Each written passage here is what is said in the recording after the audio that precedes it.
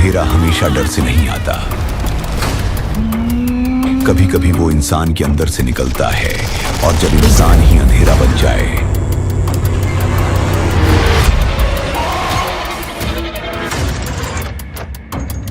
वही है असली हैवान। लोग कहते हैं मैंने गुनाह किया, पर सच तो ये है मैं बस इंसाफ का नया तरीका हूं। अंधेरा सिर्फ अंधेरा नहीं होता, वह सच का मुखौटा होता है जिसे हटाना खतरनाक होता है।